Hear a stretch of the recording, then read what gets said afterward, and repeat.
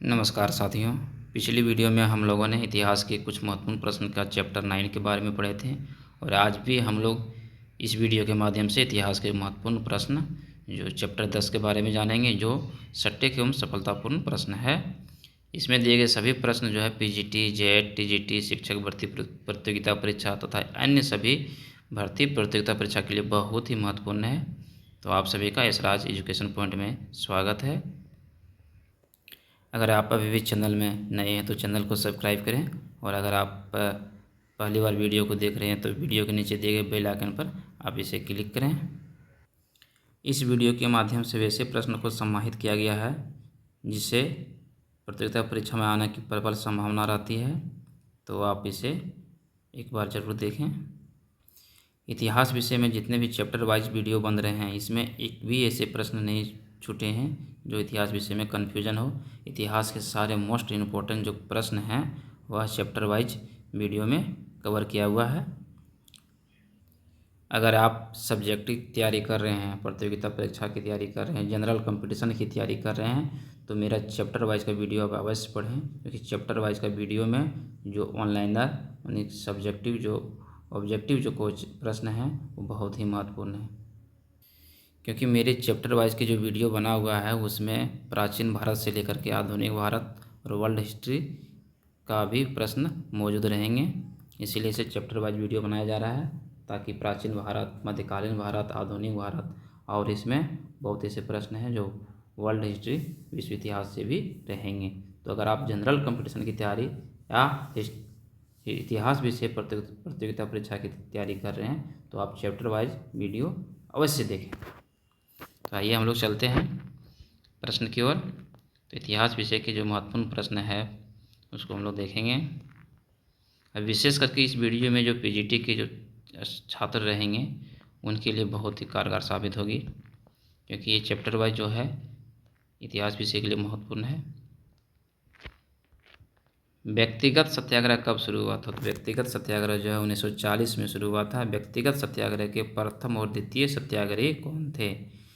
तो व्यक्तिगत सत्याग्रह के प्रथम जो सत्याग्रही थे वह आचार्य विनोबा भावे और द्वितीय सत्याग्रही जो हैं वह जवाहरलाल नेहरू थे। कभी कभी प्रश्न में ऐसे पूछे जाते हैं कि प्रथम को छोड़ देते हैं, द्वितीय को छोड़ देते हैं, और ये पूछे जाते हैं कि तृतीय व्यक्तिगत सत्याग्रह जो है वह सत्याग्रही कौन थे? तो तीसरा ब्रह्मदत्त थे। आज़ाद हिंद फौज के झंडे का चिन्ह क्या था? तो आज़ाद हिंद फौज के जो झंडे का चिन्ह था वह दहाड़ते हुए शेर था। शहीद द्वीप तथा स्वराज द्वीप का वर्तमान नाम क्या है? तो इन दोनों का वर्तमान नाम जो भी है अंडमान निकोबार द्वीप है। कभी कभी प्रश्न में ये पूछे जाते हैं कि अंडमान निकोबार का पुराना नाम क्या था? तो शहीद द्वीप एवं जो है स्वराज द्वीप था।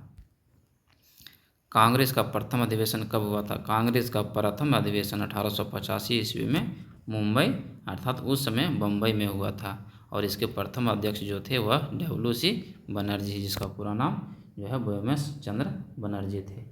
और अगर यह पूछा जाए कि कांग्रेस का जो है प्रथम महासचिव कौन थे, तो वो हुम थे।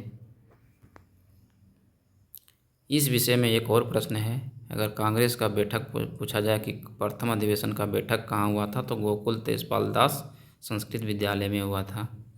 कांग्रेस के प्रथम पारसी अध्यक्ष कौन थे? तो कांग्रेस के प्रथम पारसी अध्यक्ष जो थे वो दादा भाई नौरोजी थे, और यह अध्यक्ष कब बने थे? 1886 ईस्वी में।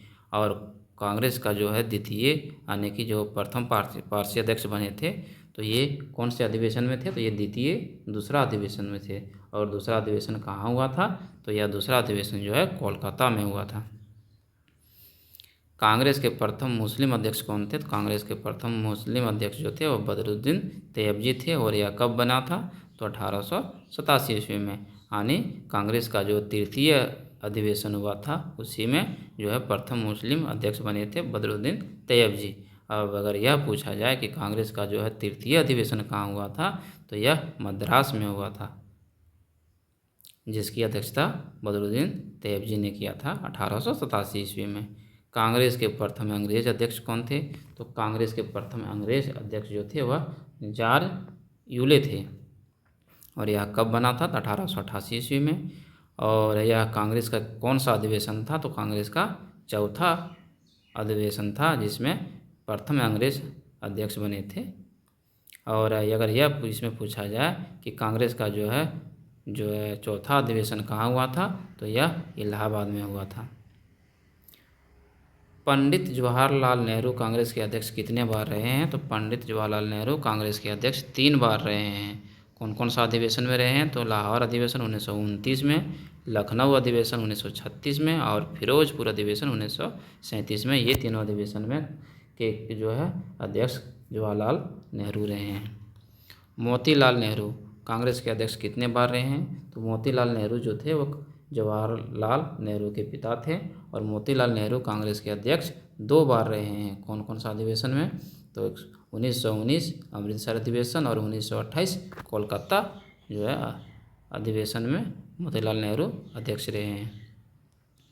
दादा भाई नौरोजी कांग्रेस के अध्यक्ष कितने बार रहे हैं? तो दादा भाई नौरोजी जो थे वह कांग्रेस का अध्यक्ष 3 बार रहे हैं। कौन कौन से अधिवेशन में? तो वह कोलकाता अधिवेशन 1986 ईस्वी में, द्वितीय अधिवेशन में थे जिसमें प्रथम पारसी अध्यक्ष थे, लाहौर अधिवेशन 1893 ईस्वी में और एक कोलकाता अधिवेशन 1906 में। दादा भाई नौरोजी कांग्रेस के अध्यक्ष 3 बार रहे हैं।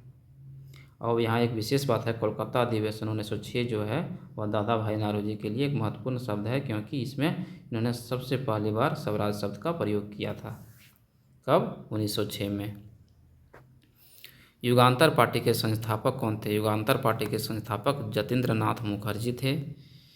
इंडिया हाउस की स्थापना कब हुआ था? तो इंडिया हाउस की स्थापना 1905 ईस्वी में हुआ था और यह इसकी स्थापना जो है लंदन में किया गया था। अगर कहीं प्रश्न में यह पूछा जाए कि इसकी स्थापना का श्रेय किसे जाता है, तो श्यामा कृष्ण प्रसाद वर्मा को जाता है। गरम दल के प्रमुख नेता कौन कौन थे? तो गरम दल के प्रमुख नेता तो एक चर्चित बात है, लाल बाल और पाल।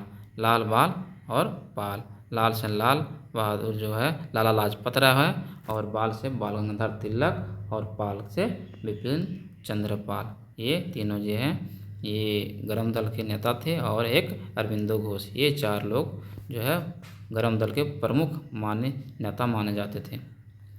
किसने कहा था हमारा उद्देश्य आत्मनिर्भरता है, भिक्षावृत्ति नहीं? तो ये बाल गंगाधर तिलक ने कहा था कि हमारा उद्देश्य जो है वह आत्मनिर्भरता है, भिक्षावृत्ति नहीं है, क्योंकि हम किसी के सामने हाथ और झोली नहीं फैलाएंगे, हम खुद से अपना हक और अपनी लड़ाई लड़ के लेंगे। चापेकर बंधु में कौन कौन शामिल थे? चापेकर बंधु में दामोदर, बालकृष्ण और वासुदेव शामिल थे। इंडियन रिपब्लिकन आर्मी के संस्थापक कौन थे? तो इसके संस्थापक सूर्य सेन थे। राष्ट्रीय स्वयंसेवक संघ की स्थापना किसने किया था? तो राष्ट्रीय स्वयंसेवक संघ की स्थापना जो है हेडगेवार ने किया था 1925 ईस्वी में। बंग भंग आंदोलन की शुरुआत कब हुआ था? तो बंग भंग आंदोलन की शुरुआत जो है 7 अक्टूबर 1905 ईस्वी को हुआ था। बंगाल विभाजन कब हुआ था? बंगाल विभाजन जो है 16 अक्टूबर 1905 को माना जाता है और इसी बंगाल विभाजन के विरोध में जो है पूरे भारतवासी अर्थात बंगालवासी जो है शोक दिवस मनाया था और एक दूसरे के हाथ में राखी बांधा था और उसे राखी दिवस के रूप में भी मनाया था। तो राखी दिवस का जो संबंध है वह बंगाल विभाजन से है और शोक दिवस का भी जो संबंध है वह भी बंगाल विभाजन से है। बंगाल विभाजन कब हुआ था? 16 अक्टूबर 1905 ईस्वी को। बंगाल विभाजन के समय लेफ्टिनेंट गवर्नर कौन थे? तो इस विभाजन के समय लेफ्टिनेंट गवर्नर जो है सर एंड्रूज फ्रेजर थे। जब बंगाल विभाजन हुआ था उस समय गवर्नर जो है वहाँ का लेफ्टिनेंट सर एंड्रूज फ्रेजर थे। संजीवनी पत्रिका के लेखक कौन थे? तो संजीवनी पत्रिका के लेखक कृष्ण कुमार मित्र थे। स्वराज शब्द का प्रथम प्रयोग किसने किया था? तो अभी पहले ही बता चुके हैं कि स्वराज शब्द का प्रथम प्रयोग जो है दादा भाई नौरोजी ने किया था। कब? 1906 में। कौन सा अधिवेशन था? कलकत्ता अधिवेशन था। गरम दल और नरम दल का समायोजन किसने किया? तो गरम दल और नरम दल का समायोजन जो है एनी बेसेंट और तिलक के प्रयास से हुआ था। और कौन सा अधिवेशन था? तो लखनऊ अधिवेशन 1916 ईस्वी में हुआ था। एनी बेसेंट और बाल गंगाधर तिलक के प्रयास से ही गरम दल और नरम दल जो है वह एकत्रित हुआ था। और इसका विभाजन कब हुआ था? तो इसका विभाजन 1907 ईस्वी में हुआ था। कौन सा अधिवेशन में? तो सूरत अधिवेशन में।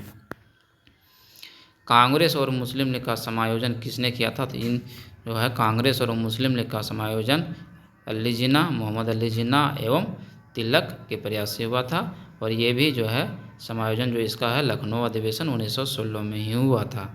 तो 1916 का अधिवेशन सबसे महत्वपूर्ण अधिवेशन है, क्योंकि इसमें इसी अधिवेशन में गरम दल और नरम दल का जो है मिलाप हुआ था, और कांग्रेस और मुस्लिम लीग का भी जो है वह मिलाप हुआ था। तो और गरम दल और नरम दल का जो है मिलाप जो है एनी बेसेंट और बाल गंगाधर तिलक के प्रयास से हुआ था, और कांग्रेस और मुस्लिम लीग का जो है समायोजन जो है वह मोहम्मद अली जिन्ना और तिलक के प्रयास से हुआ था। और लखनऊ अधिवेशन का अध्यक्षता किसने किया था? तो अम्बिका चरण मजूमदार ने किया था। AC मजूमदार ने लखनऊ अधिवेशन 1916 की अध्यक्षता किया था। नटाल इंडियन कांग्रेस की स्थापना किसने किया था? तो नटाल इंडियन कांग्रेस की जो स्थापना है वह महात्मा गांधी ने 1894 ईस्वी में किया था, और इसकी स्थापना इन्होंने दक्षिण अफ्रीका में किया था।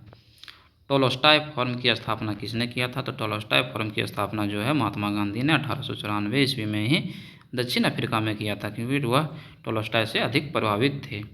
महात्मा गांधी जो है सबसे अधिक प्रभावित किससे थे? तो टोलोस्टाय से ही प्रभावित थे। किसने सत्ता के विकेंद्रीकरण पर विश्वास किया था? तो सत्ता के विकेंद्रीकरण पर विश्वास किया तथा राज्य विहीन समाज की स्थापना करना चाहते थे, तो ये महापुरुष थे महात्मा गांधी।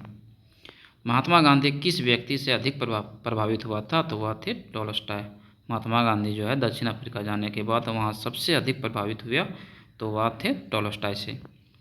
महात्मा गांधी द्वारा स्थापित प्रथम आश्रम कौन था? तो महात्मा गांधी द्वारा स्थापित प्रथम आश्रम जो था वह फिनिक्स आश्रम था 1904 ईस्वी में, और इसकी स्थापना उन्होंने दक्षिण अफ्रीका में किया था। और अगर भारत की बात कहा जाए तो भारत की जो है सबसे जो है प्रथम आश्रम स्थापित महात्मा गांधी द्वारा जो है वह साबरमती आश्रम था, अहमदाबाद में है। महात्मा गांधी किससे प्रभावित होकर सविनय अवज्ञा आंदोलन का शुरुआत किया था? तो महात्मा गांधी जो है सविनय अवज्ञा आंदोलन की शुरुआत करने का जो है वह प्रभावित व्यक्ति थे थोरो से, यानी जो है महात्मा गांधी थोरो से ही प्रभावित होकर उन्होंने सविनय अवज्ञा आंदोलन शुरुआत करने की घोषणा की।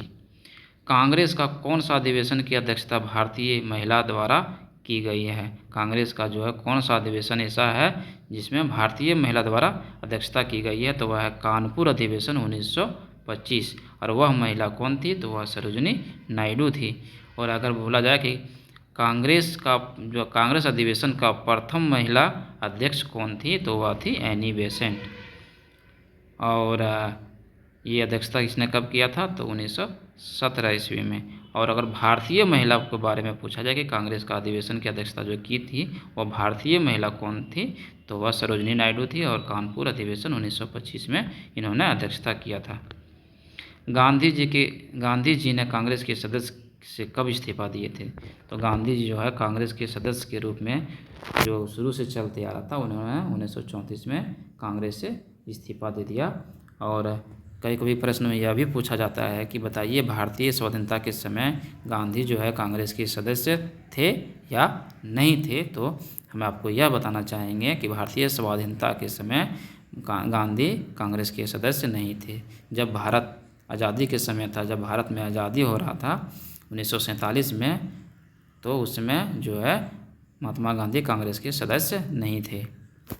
अवध किसान सभा 1920 में हुआ था। अवध किसान सभा के संस्थापक कौन थे? तो अवध किसान सभा के संस्थापक जो है बाबा रामचंद्र थे, और इसका जो है स्थापना 1920 ईस्वी में हुआ था। भारत ट्रेड यूनियन कांग्रेस की स्थापना कब हुआ था? तो भारत ट्रेड यूनियन कांग्रेस की स्थापना जो है 1920 ईस्वी में बम्बई में हुआ था। और इस ट्रेड यूनियन जो कांग्रेस के संस्थापक कौन थे? तो एम.एन. जोशी थे। भारत ट्रेड यूनियन कांग्रेस के प्रथम अध्यक्ष कौन थे? तो इसके प्रथम अध्यक्ष जो है लाला लाजपत राय थे, और संस्थापक कौन थे? तो एम.एन. जोशी थे। अवध का एक्का आंदोलन का मुख्य क्या कारण था? तो अवध में एक आंदोलन हुआ था जिसका नाम रखा गया था एक्का आंदोलन, और इस आंदोलन का मुख्य कारण था लगन का नगद में परिवर्तन। अखिल भारतीय किसान कांग्रेस की स्थापना कब हुआ था? तो अखिल भारतीय किसान कांग्रेस की स्थापना 1936 ईस्वी में लखनऊ में हुआ था। कहाँ हुआ था? लखनऊ में। और कब हुआ था? 1936 ईस्वी में। भारत का प्रथम आधुनिक मजदूर संघ का नाम क्या था? तो भारत का प्रथम आधुनिक मजदूर आधुनिक मजदूर संघ का नाम था मद्रास मजदूर संघ, जिसके संस्थापक थे बीपी वाडिया और इसकी स्थापना 1918 ईस्वी में हुआ था। बिहार प्रांतीय किसान सभा की स्थापना किसने किया था? तो बिहार प्रांतीय किसान सभा की स्थापना सहजानंद सरस्वती ने 1929 ईस्वी में किया था। कम्युनिस्ट इंटरनेशनल का पहला भारतीय सदस्य बनने वाले कौन थे? तो कम्युनिस्ट इंटरनेशनल का पहला भारतीय सदस्य बनने वाले एम.एन. राय थे। 1919 ईस्वी का जो हंटर कमीशन गठित किया गया था उसके जो है भारतीय सदस्य कौन थे? तो 1919 ईस्वी का हंटर कमीशन के भारतीय सदस्य थे सिद्ध तलवार, जगत नारायण और सुल्तान अहमद खान। ये 3 व्यक्ति थे जो भारतीय सदस्य के रूप में शामिल हुए थे। खिलाफत आंदोलन जिसका शुरुआत 1919 ईस्वी में हुआ था, कहता है इस आंदोलन प्रारंभ करने का श्रेय किसे है? तो खिलाफत आंदोलन प्रारंभ करने का श्रेय अली बंधु को है। खिलाफत सम्मेलन की अध्यक्षता किसने किया था? तो इस खिलाफत सम्मेलन की अध्यक्षता महात्मा गांधी ने किया था और यह आंदोलन तो 1919 में ही चालू हुआ था। सेंट्रल लेजिस्लेटिव असेंबली जो 1925 ईस्वी में हुआ था, कहता है इस असेंबली का प्रथम भारतीय अध्यक्ष कौन थे? तो विट्ठल भाई पटेल थे। सेंट्रल लेजिस्लेटिव असेंबली का प्रथम भारतीय अध्यक्ष कौन थे? तो विट्ठल भाई पटेल थे। किसने महात्मा गांधी के दांडी मार्च की तुलना नेपोलियन के एल्बा से पेरिस की ओर जाने से किया है? तो ये जो है सुभाष चंद्र बोस ने कहा है। किसने कहा कि महात्मा गांधी के दांडी मार्च की तुलना नेपोलियन के एल्बा से पेरिस की ओर जाने से किया है? तो ये सुभाष चंद्र बोस ने कहा है। उसी ने कहा था कि महात्मा गांधी का जो दांडी मार्च जो है वो नेपोलियन के एल्बा से पेरिस जो की तुलना से जाने की ओर से किया है। गांधी इरविन समझौते में मध्यस्थता की भूमिका किसने निभाया था? तो गांधी इरविन जो समझौते थे 1931 ईस्वी में हुआ था और इसकी मध्यस्थता की भूमिका जो है तेज बहादुर सप्रू ने किया था। तो गांधी इरविन समझौते कब हुआ था? तो 1931 ईस्वी में हुआ था। प्रथम गोलमेज सम्मेलन कब हुआ था? तो भारत और इंग्लैंड के बीच 3 गोलमेज सम्मेलन हुए थे। प्रथम गोलमेज सम्मेलन 12 नवंबर 1930 ईस्वी को हुआ था। द्वितीय गोलमेज सम्मेलन कब हुआ था? तो 7 सितंबर 1931 ईस्वी को हुआ था। और तृतीय गोलमेज सम्मेलन जो है वह हुआ था 17 नवंबर 1932 ईस्वी में। तो ये 3 महत्वपूर्ण गोलमेज सम्मेलन थे। जो एक पहली जो है 12 नवंबर 1930 ईस्वी को हुआ था, द्वितीय गोलमेज सम्मेलन 7 सितंबर 1931 ईस्वी को हुआ था और तृतीय गोलमेज सम्मेलन जो थे 17 नवंबर और 1932 ईस्वी को हुआ था। और तीनों गोलमेज सम्मेलन में कांग्रेस ने भाग तो नहीं लिया था, लेकिन अंतिम जो है तृतीय गोलमेज सम्मेलन में कांग्रेस प्रतिनिधि के रूप में महात्मा गांधी को भेजा गया था। तो महात्मा गांधी किस गोलमेज सम्मेलन में कांग्रेस का प्रतिनिधि बनकर गया था?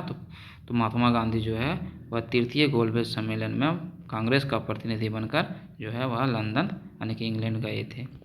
पहले 2 गोलमेज सम्मेलनों में कांग्रेस ने भाग नहीं लिया था और तृतीय जो है गोलमेज सम्मेलन में बहुत कहने और मनाने के बाद महात्मा गांधी तैयार हुए थे और तृतीय गोलमेज सम्मेलन में उन्होंने भाग लिया था। तो हमारी वीडियो आपको कैसी लगी? आप हमें हमारा मनोबल बढ़ाते रहिए और अगर आप को अच्छा लग रहा है तो वीडियो को लाइक एवं कमेंट करें, क्योंकि जितने सारे प्रश्न हैं बहुत ही जटिल पुस्तक और अन्य किताबों से खोज के निकालना पड़ता है। फिर हम अगले अध्याय अगले चैप्टर को लेके मिलेंगे। तब तक के लिए जय हिंद।